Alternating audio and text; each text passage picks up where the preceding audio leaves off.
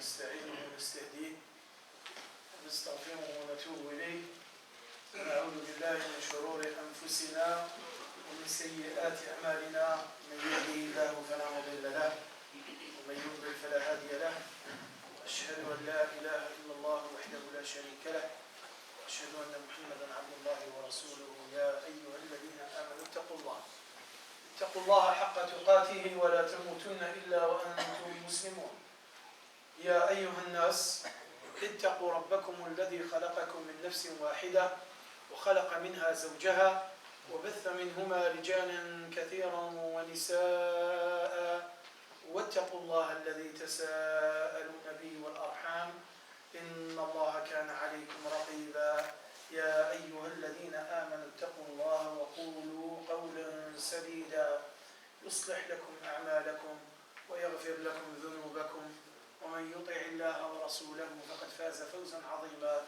ألا وإن أصدق الحديث كلام الله وخير الهدي هدي محمد صلى الله عليه وآله وصحبه وسلم وشر الأمور محدثاتها وكل محدثة بدعة وكل بدعة ضلالة وكل ضلالة في النار. اللهم صل على محمد وعلى آل محمد كما صليت على إبراهيم وعلى آل إبراهيم وبارك على محمد وعلى آل محمد كما باركت على إبراهيم وعلى آل إبراهيم في العالمين إنك حميد مجيد. ثم أما بعد أيها الإخوة والأخوات، لقد أنعم الله علينا بنعم عظيمة سخرها لنا لنعرفه ونعظمه ونعبده ونوحده. سنحقق الغاية التي من أجلها خلقنا. يقول ربنا: وما خلقت الجن والإنس إلا ليعبدون. وقال عبد الله بن عباس: إلا ليوحدون. تفسير الآية. Je disais qu'Allah Azza wa Jal a fait descendre sur nous des bienfaits. Et tous ces bienfaits, Allah Azza wa Jal les a mis à notre disposition. Par l'intermédiaire de ces bienfaits, on pourra reconnaître Allah Azza wa Jal, méditer ses noms et ses attributs, apprendre à l'adorer, apprendre à le connaître, apprendre à l'aimer, apprendre à le glorifier. On comprendra le sens pourquoi on a été créé. Car Allah Azza wa Jal nous dit: وَمَا خَلَقْتُ الْجِنَّ وَالْإِنسَ إِلَّا يَعْبُدُونَ. Allah a créé les djinns et les ins juste pour l'adorer. L'adorer, mettre en pratique la ilaha illallah. Sinon les gens comprendront tout le contraire, ils disent: il n'y a pas de problème, on est en train de l'adorer. Sauf que certains musulmans, leur adoration, elle est mélangée avec avec des ambiguïtés et du shirk wal iyadu billah, ou des péchés, etc. etc. وإن من أعظم هذه النعم نعمة العقل. Parmi ces bienfaits que vous voyez, qu'Allah Azza wa Jal a fait descendre sur nous, où on le voit sur chacun de nous, al-aql, ce cerveau qu'Allah Azza wa Jal nous a donné pour réfléchir. الذي هو آلة التفكير. Ce cerveau, c'est une cause pour réfléchir. Allah Azza wa Jal t'a donné sur cerveau pour l'exploiter dans le bien et non pas dans le mal. يقول ربنا: والله أخرجكم من بطون أمهاتكم لا تعلمون شيئا وجعل لكم السمع والأبصار والأفئدة لعلكم تشكرون. Allah nous dit dans ce verset qu'il nous a fait sortir du ventre de nos mamans ignorants, on ne connaît rien. Et ensuite Allah Azza wa Jal nous a donné ses bienfaits. Le bienfait de la vue, le bienfait d'écouter, le bienfait tout ce corps qu'on doit exploiter dans le bien. وجاء في القرآن الحث على التفكير. Dans le Coran, vous avez lu le Coran, et ceux qui n'ont pas lu encore le Coran, qu'ils le lisent et qui comprennent ces mots qu'on est en train de dire. Surtout ce sujet d'aujourd'hui, la réflexion. Réfléchir, contempler, méditer. C'est un tout. على التفكير في مواضع عديدة. مثلا التفكر ذكر في القرآن 19 مرة. Réfléchir, dans le Coran, ce mot réfléchir, Allah Azza wa Jalla l'a cité dans le Coran 19 fois. On ne va pas rentrer dans les calculs combien il a été cité. La preuve, il a été cité 19 fois, mais les gens ne lui donnent pas de l'importance. Et Allah Azza wa Jalla, quand il répète quelque chose, c'est pour nous montrer qu'elle a de l'importance. لقوم يتفكرون لقوم يتدبرون لقوم يعقلون. À chaque fois Allah il dit pour des gens qui réfléchissent, pour des gens qui méditent, pour des gens qui contemplent, etc. etc. إذن التفكير عبادة واجبة. Réfléchir, c'est une adoration obligatoire pour chaque musulman.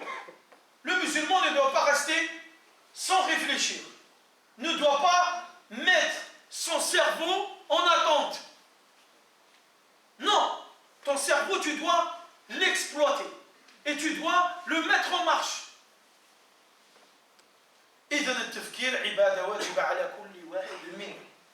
وتعطيل العقول عن التفكير قد حذر الله منه عز وجل حيث قال أفلم يسيروا في الأرض فتكون لهم قلوب يعقلون بها وآذان يسمعون بها فإنها لا تعمى الأبصار ولكن تعمى القلوب التي في الصدور. Allah Azza wa Jal nous a mis en garde contre ceux, ou a mis en garde contre ceux qui ne réfléchissent plus, qui deviennent, faites très attention, qui deviennent au même niveau que les animaux.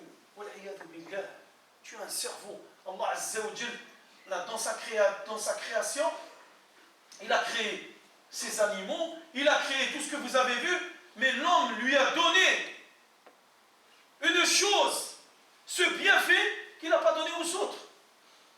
Le cerveau est réfléchi. L'aql. Inch'Allah, on fera un prêche sur l'aql. On ne va pas trop s'étendre sur l'aql. Donc, Allah t'a donné cette vue. Exploite-la dans le bien. Allah t'a donné le bienfait de ce corps. Exploite-le dans le bien. Regarde, contemple, médite. Regarde ce que Allah Azza wa Jal a créé. أيها الإخوة والأخوات فضل التفكير وأهميته. Il a un mérite. Quand on réfléchit, quand on pense, quand on médite, quand on contemple, elle a un mérite. Vous allez récolter des fruits. On va récolter des fruits. إذن هذه النعمة الربانية عظيمة. اختص الله بها الإنسان. ميزه بالعقل عن جميع المخلوقات. وجعلها مناط التكليف. مناط التكليف. Allah t'a donné un cerveau. Et si tu as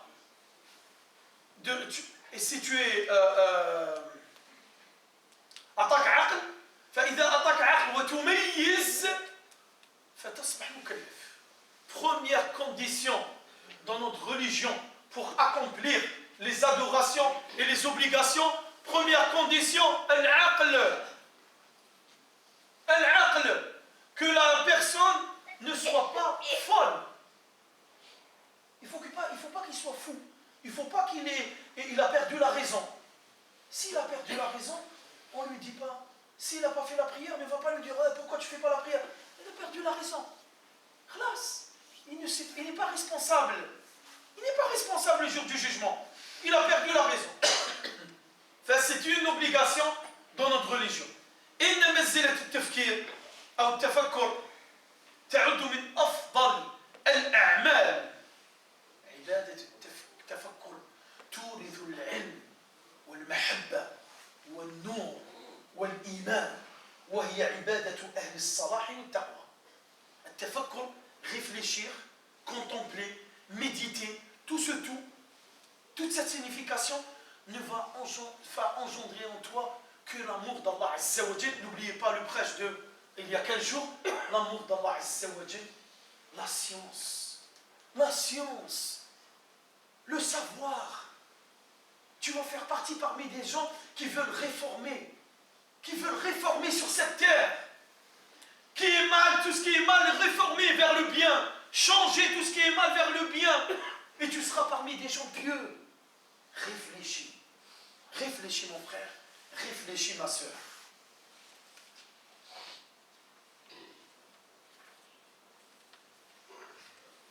قال الله في كتابه كذلك يبين الله لكم الآيات لعلكم تتفكرون. Allah Azza wa Jal te montre ces signes de sa création. Et on va commencer, comme Ibn al-Qayyim rahimahullah l'a dit dans son livre Miftah al-Sa'ada, la clé du bonheur, de la maison du bonheur, si on peut dire, c'est une traduction. Je ne sais pas s'il a été traduit, mais s'il a été traduit, faites très attention, des fois les traductions, c'est du n'importe quoi. Cherchez dans les librairies et demandez la bonne traduction, et je vous conseille de lire ce livre, très très important. نقسمه إلى قسمين. نقسم التفكير أو التفكر أو التدبر إلى قسمين. ويقول استغفر الله ابن القيم النظر والتفكر في الدليل القرآني. Réfléchir, regarder, contempler, méditer. Où? Dehors? Non, pas encore. Dans le Coran même. On a un Coran. Les paroles d'Allah Azza wa Jal. Les paroles d'Allah Azza wa Jal. وفيه يكون التفكر في آيات الله المسموعة التي حث الله عز وجل على التفكر فيها والتدبر.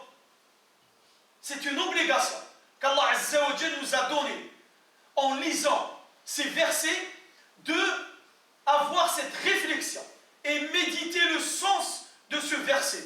Prenons l'exemple d'un verset que certains récitent.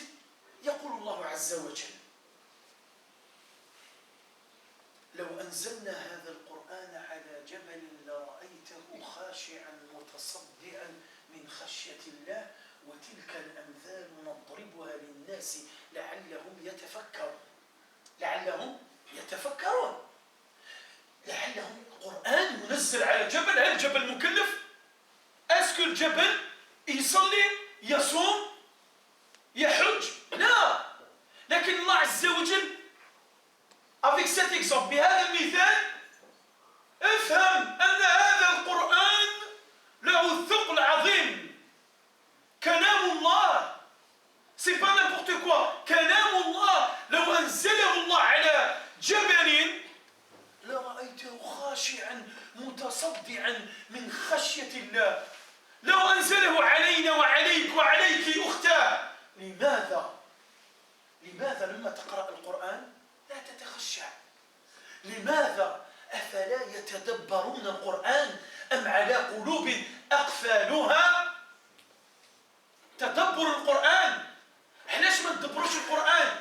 والله يقول لك لو أنزلنا هذا القرآن على جبل لرأيته خاشعا متصدعا من خشية الله. الجبل مكلف؟ أنت تصلي، الجبل لا يصلي، لكن الجبل يسبح وأنت لا تسبح، تنسى التسبيح.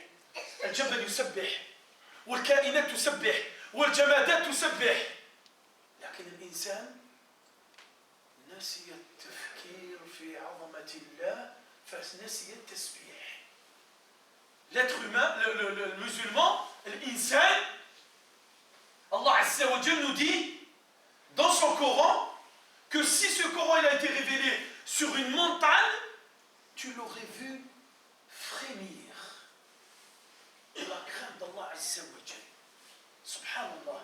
Et nous, le Coran, on l'écoute, on le récite, mais on n'arrive pas à avoir cet exemple qu'Allah Azza wa Jal nous a donné. L'imam. Car on n'est pas en train de vivre avec les versets, le sens du verset, le sens des versets. On n'est pas dans une méditation du Coran. On lit le Coran comme ça. Pourquoi Allah Azza wa Jal nous dit أفلا يتدبرون القرآن أم على قلوب أقفالها. ces cœurs, ils sont cadenassés. Et il faut ouvrir ce cadenas. Avec quoi on va l'ouvrir? En revenant à la raison, en revenant à la réflexion, et en méditant le Coran.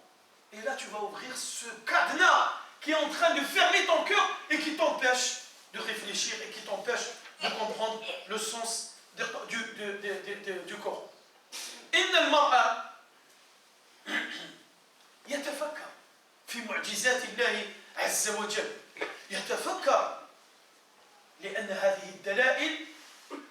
هذه الدلائل تحث على توحيد الله عز وجل والإيمان به.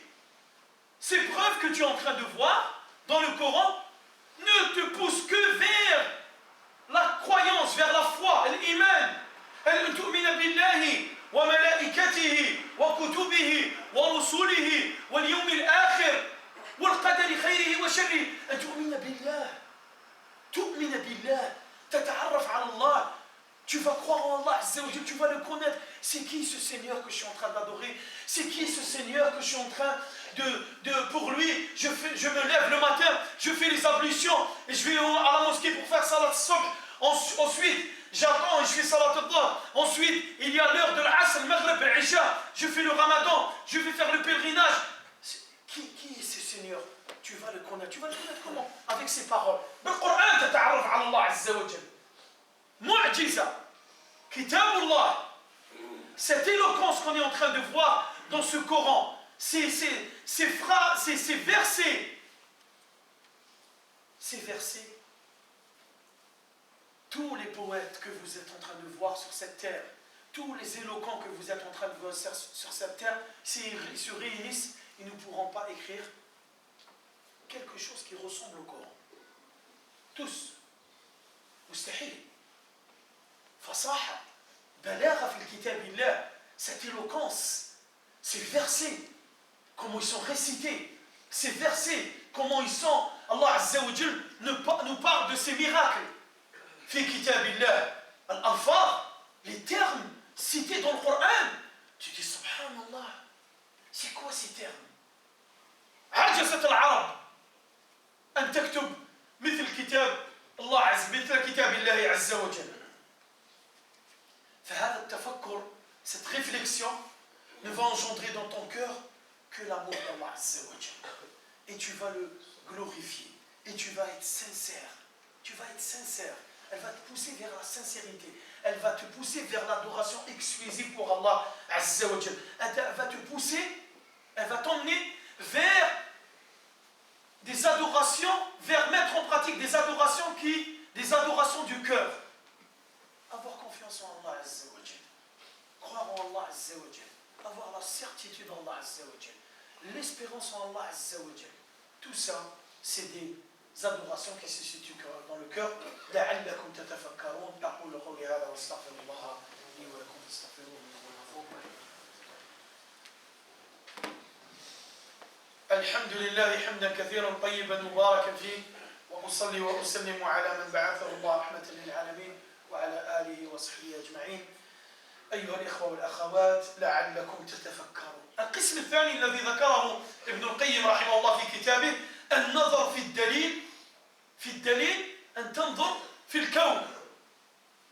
Là tu vas réfléchir dans quoi? Dans le Coran? Non, maintenant c'est la deuxième partie. La deuxième partie c'est dans l'univers. Ah, l'univers. Combien de fois tu as vu le soleil tous les matins? Combien de fois tu as vu ce ciel bleu, son nuage clair? Combien de fois tu l'as vu dans ta vie? Des milliers de fois.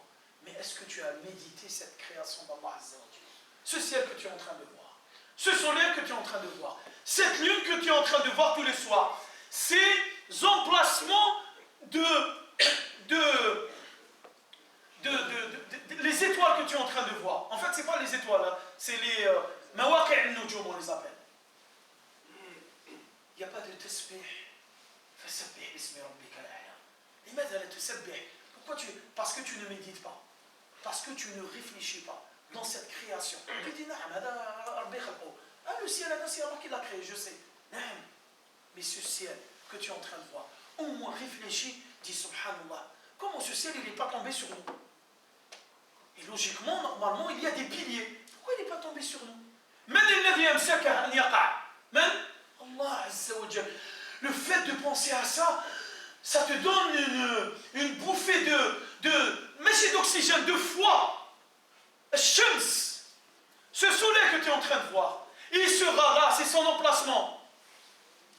Il ne s'approchera pas de la terre, il ne s'éloignera pas de la terre. Parce que c'est dans les deux sens, dans les deux destinations, il y aura quoi? Il y aura la perte de cette terre. Qui lui a mis cet endroit? Qui lui a ordonné de rester là-bas? Qui?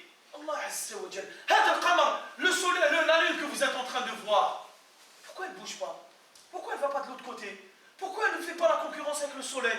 Vous avez vu les éclipses? Est-ce que des gens, quand ils ont vu des éclipses, ils ont fui vers Allah Azza wa Jal de peur que ça soit la fin du monde? Imaginons, essaye d'imaginer mon frère, demain matin, non, tout à l'heure, astaghfirullah, à 5 heures de l'après-midi, coucher du soleil, il n'y aura pas de coucher du soleil. Essaye d'imaginer ça tout à l'heure.